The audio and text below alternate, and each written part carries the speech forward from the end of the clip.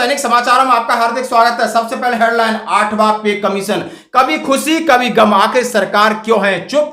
और मैं बात करूंगा पुरानी पेंशन को लेकर जबरदस्त खबर। उन्होंने कहा है हम आधी से ज्यादा लड़ाई जीत चुके हैं और जेएसयू जवानों के लिए बढ़िया जॉब। अब डीएससी और प्राइवेट छोड़ करके लोग यहां पर ज्यादा जा रहे हैं, फिर वैकेंसी निकली है। और मैं बात करूंगा नई दिल्ली के अंदर पेंशनर्स की बड़ी मीटिंग। कहा गया है यदि आपके साथ जाति होगी तो हम उसको छोड़ेंगे नहीं, बस आपको एक प्लेटफॉर्म तैयार करना होगा क्योंकि आपकी बहुत सारी बुनियादी मांगे हैं। और उन्होंने कहा है 80 वर्ष के ऊपर आपको 20% पेंशन से पहले, 65 साल की पेंशन और 70 साल 75 साल पर 5, 10 और 15 की पेंशन हो, कम्यूटेशन रिकवरी हो, आपकी हेल्थ जो चाहे सीजीएसएस सीजीएसएस के प्रोग्राम हो, और तमाम चीजों को लेकर के कल दिल्ली में बड़ी मीटिंग हुई। तो दोस्तों आइए खबरें करते विस्तार से। सबसे पहले मैं 8वें वेतन आयोग को लेकर के आपके सामने फिर खबर रख रहा हूं क्योंकि राष्ट्रपति महोदया ने इस चीज को सरकार की उपलब्धि में गिनाया था कि सरकार ने 8वां वेतन आयोग लागू किया। सरकारी कर्मचारी भी मिडिल क्लास के अहम प्रतिनिधि है। हाल ही में मेरी सरकार ने सरकारी कर्मचारियों के कल्याण के लिए 8वें वेतन आयोग के गठन का निर्णय लिया है। ये निर्णय आने वाले वर्षों में सरकारी कर्मचारियों के वेतन में बड़ी वृद्धि का आधार बनेगा। माननीय प्रधानमंत्री जी ने केंद्र सरकार के सभी कर्मचारियों के लिए 8th सेंट्रल पे कमीशन को मंजूरी दे दी है। 1947 से अब तक 7 पे कमीशन हुए हैं। प्रधानमंत्री जी ने एक रेगुलर रिदम के साथ पे कमीशन बनाने का जो एक संकल्प लिया है, उसके हिसाब से 2016 में लास्ट एंड 7th पे कमीशन स्टार्ट हुआ था, तो 2026 में इसका टर्म कंप्लीट होता है। उससे वेल बिफोर 2025 में 8th पे कमीशन स्टैब्लिश करने से sufficient time मिलेगा so that the recommendations can be received well before the completion of the period of 7th pay commission. इसमें massive consultation होगा with the state governments, with all the different stakeholders in the central government, in the PSUs, और chairman and 2 members का भी शीघ्र appointment होगा।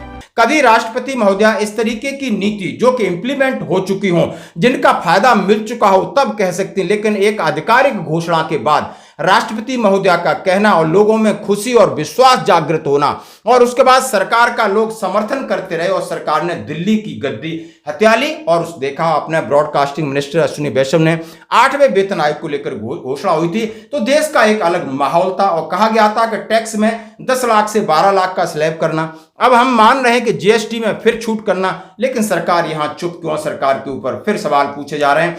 यानी सभी ने कहा है कि सरकार के ऊपर दबाव बनाना है और दबाव बनाने के लिए 19 सितंबर को धरना प्रदर्शन हुआ ऑल इंडिया रेलवे फेडरेशन की तरफ से, और जिसकी अगुवाई शिव गोपाल मिश्रा जो कि जेसीएम स्टाफ साइड के बड़े नेता हैं वो कर रहे थे। और उसके बाद डॉक्टर मंजीत सिंह पटेल, उन्होंने नवंबर में हड़ताल की घोषणा की और दूसरे भी केंद्रीय कर्मचारी संगठन है ऑल इंडिया डिफेंस एम्प्लॉइज, ये भी अपनी आगे प्लानिंग कर रहे हैं। यानी हम लोग तो इन्हीं के पीछे हैं। यानी ये आगे क्या कर रहे हैं, इनके नेता क्या कर रहे हैं दोस्तों, लगातार अपडेट मैं इसके ऊपर आपके साथ देता हूं क्योंकि सीधी बात हो जाती है। हमारी ओर मैं ये कह रहा हूं कि 8वें वेतन आयोग पर घोषणा यानी टर्म्स ऑफ रेफरेंस को सार्वजनिक करना, और आखिर क्यों सार्वजनिक करना, क्या इसी से पता चलेगा कि हमारी कितनी बढ़ोतरी होगी। और इसके बाद दूसरा है नोटिफिकेशन, यानी गवर्नमेंट नोटिफाई करे और उसके लिए अध्यक्ष और सदस्यों की घोषणा। 2 बड़े पेच फंसे हुए हैं और कहा जा रहा है कि सबसे बड़ा पेच है अध्यक्ष को लेकर, क्योंकि अध्यक्ष के ऊपर सिलेक्शन और उसके ऊपर मंथन जारी है कि ऐसा अध्यक्ष हो, यानी retired chief justice of India, कोई ऐसा जज हो जो कि सरकार की भी सुने और कर्मचारियों को सुने। तो इसलिए इस तरीके की देरी की बात की जा रही है। अब मैं बात करूंगा पुरानी पेंशन हमारा हक है, और खासकर मैं पैरामिलिट्री फोर्सेस की आवाज हमेशा उठाता हूं। उन मेरे भाइयों को जो 24 घंटे नौकरी करते हैं, बलिदान देते हैं, अपने परिवार से दूर रहते, दिन रात देश की सेवा करते, देश के अंदर की व्यवस्था हो, बॉर्डर की व्यवस्था हो, बाहर की व्यवस्था हो, सब में यानी केंद्र सरकार का सहयोग करते। और आज बड़े दुख की बात है, देश के माननीयों को 4-4 पेंशन मिलती है, जो हमारे देश के लिए आन बान शान सुरक्षा के लिए अपनी जान कुर्बान करते हैं, उनको एक भी पेंशन नहीं। क्या नीति सही है? पुरानी पेंशन का मुद्दा कई बार सदन में आ चुका है। और मुझे बड़ा हैरत होता है कि माननीय मंत्री जी के विभाग और इनके अधिकारी वो जाने कहां से ट्रेनिंग लेके आते हैं कि उस प्रश्न को ऐसे विषयांतर कर देंगे जो रिटर्न में है। मैंने सिर्फ यह पूछा था कि पुरानी पेंशन व्यवस्था खत्म करके जो न्यू पेंशन स्कीम लागू किया गया है, क्या कर्मचारी संगठनों में कोई आक्रोश है शिक्षकों में? आपने उसका जवाब नहीं दिया है। आप जवाब क्या दे रहे हैं कि सब कुछ बहुत अच्छा चल रहा है। और धीरे 1 मिनट भैया, काहे जल्दबाजी में बोलने तो दीजिए।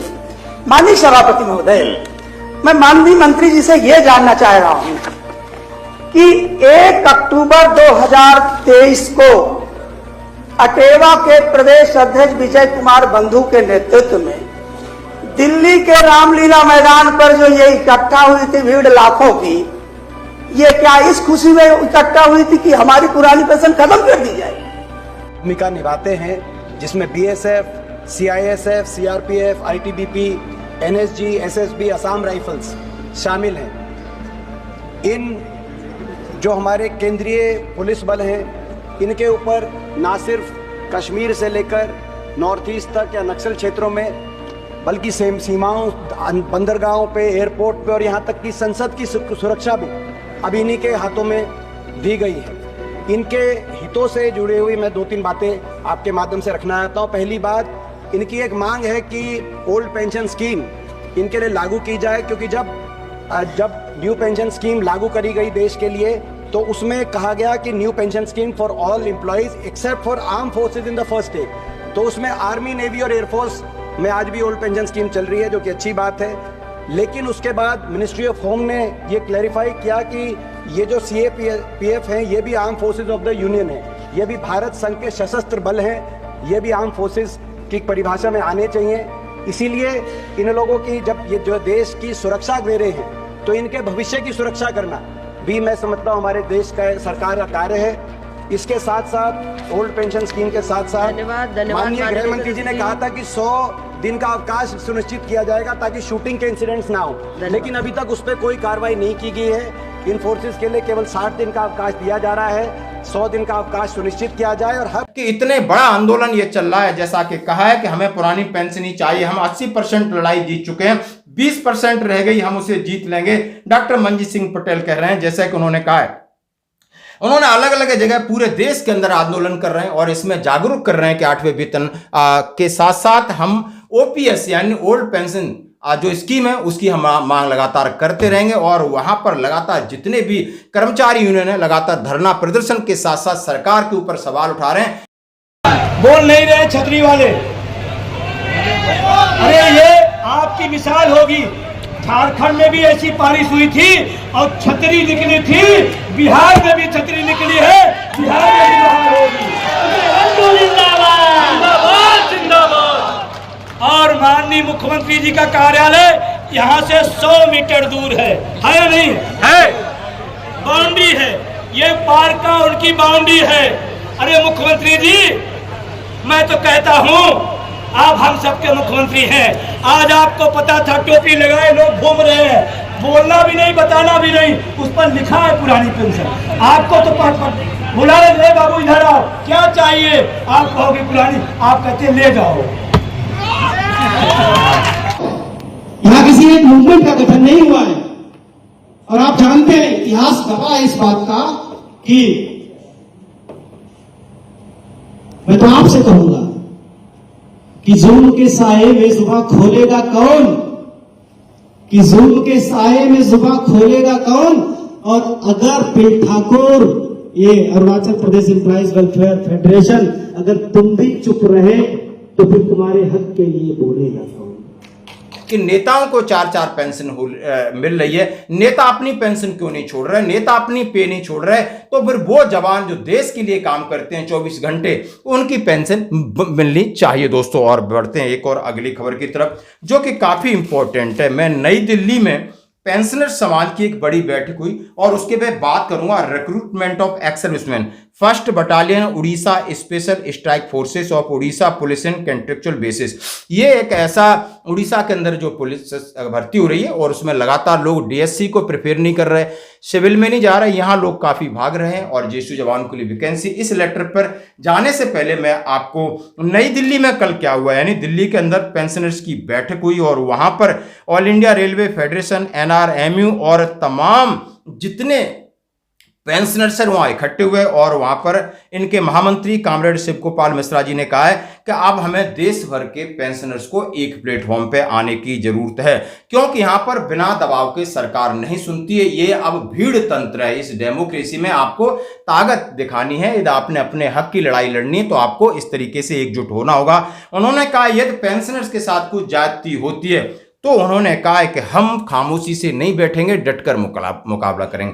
अब पेंशनर की मांगों को कहा है, जैसे कम्यूटेशन रिकवरी को लेकर पेंशनर्स की मांग है कि 15 साल की जगह 12 साल किया जाए, 5% पेंशन की बढ़ोतरी जो कि 65 साल के बाद लागू हो, और उन्होंने कहा है हमेशा डीए और डीआर को अलग अलग करके देखा जा रहा है, इसमें कभी सरकार भेदभाव न करे, आगे पे कमीशन में हमारी उपेक्षा न कर दे, इसलिए पहले से आपको जागरूक होना पड़ेगा, यानी पे कमीशन में उपेक्षा हो सकती है। और उन्होंने सेहत को लेकर यानी ईसीएचएस सीजीएचएस को लेकर जो आपकी हेल्थ स्कीम है इसके ऊपर सरकारी प्रभावी ढंग से हमारे पेंशनर्स की सुरक्षा और सेहत की देखभाल करें। इन तमाम मुद्दों को लेकर आप देख सकते हो मैं आपके सामने तस्वीर साझा कर रहा हूं। अब मैं बात कर रहा हूं Orissa police special operation group. आप समझ सकते हो चंडिका भुवनेश्वर में भर्ती होती है, कई लोगों के पास इसकी इंफॉर्मेशन है। 20/9/2025 को एक नोटिफिकेशन फिर निकला है और इसमें मैंने कहा फर्स्ट बटालियन उड़ीसा एसएसएफ यानी स्पेशल स्ट्राइक फोर्सेस जो भर्ती है उसके लिए उन्होंने जेसीओ जीडी यानी recruitment of soldier GD instructor for first battalion OSSF will be carried out on 20 October 2025 यानी 20 October 2025 SOG headquarter Chandrika Bhubaneswar. कहां पर है, कब है, ये आपको पता चल गया। अब क्या क्या vacancy, nursing assistant 15 vacancy, nursing assistant 15 vacancy हैं। यदि आप जेसीओ हैं या एनसीओ हैं नर्सिंग असिस्टेंट। जेसीओ इंस्ट्रक्टर में आपके लिए JCO infantry only small arms courses grading AXI है तो 7 वैकेंसी स्मॉल आर्म्स वेपन और जेसीओ होना चाहिए और वो इन्फेंट्री का होना चाहिए। इसके साथ उन्होंने सोल्जर जीडी लेफ्टिनेंट नायक और हवलदार ऑल आर्म्स सर्विस के लिए ऑल ट्रेड्स के लिए 109 वैकेंसी हैं और सिपाही ऑल आर्म्स के लिए 2 वैकेंसी हैं। अब जनरल कैटेगरी इन्होंने कुछ रखा है, the following QRs are general categories. Rank Subedar major, Subedar, Naib सूबेदार, लेफ्टिनेंट नायक, हवलदार, सिपाही। एज 54 साल है जेसीओ के लिए, 50 ईयर फॉर लेफ्टिनेंट नायक हवलदार के लिए, 43 ईयर्स सिपाही के लिए जो उन्होंने रखा है। आप लेफ्टिनेंट को भी यानी एनसीओ में कंसीडर किया गया, 50 साल एज है, सिपाही की 43। मेडिकल कैटेगरी शेप वन है। करेक्टर आपका एग्जाम्पलरी है। Course grading AXI, AX, QI, Q4 instructor. Pay and allowances JCO GD JCO instructor 55,000, lieutenant naik havildar GD 50,000, सिपाही GD 45,000। The rank will be considered as per mention in PPO and no other document will be taken into consideration for claim towards. रैंक वही स्वीकार किया जाएगा जो PPO में लिखा है। डॉक्यूमेंट क्या चाहिए, PPO discharge book, ex serviceman I card, 2 colour photograph, passport size, original bank account details and course certificate supporting to QR के अकॉर्डिंग वो चाहिए। The candidate will selected based on the age factor, merit, organisation requirement following test. Document verification होगा, medical test होगा, physical में 1 kilometre की दौड़ 6 minute में, 5 kilometre run timing 50 minute, यानी आप समझ सकते हो 1 किलोमीटर रन और 5 किलोमीटर रन। इंटरव्यू है ex serviceman retired from army after 20 October 2020 will only be eligible for recruitment in Orissa special. एक और क्राइटेरिया, यदि कोई रिटायरमेंट यानी 20 अक्टूबर 2020 से पहले का है वो कंसीडर नहीं किया जाएगा, उसके बाद के कंसीडर किए जाएंगे। Earlier those candidates aware joining in OSSF उन्होंने कहा resign himself from OSSF will not be considered for further OSSF recruitment. यदि आपने एक बार इसको छोड़ दिया तो दोबारा कंसीडर नहीं किया जाएगा। और रिक्रूटमेंट डेट और रैली 20 अक्टूबर 2025 6 बजे आपको पहुंचना है। नियरेस्ट रेलवे स्टेशन भुवनेश्वर है। दोस्तों तो ये थी बड़ी अपडेट। आपको लेटर चाहिए आप हमसे ले सकते हो।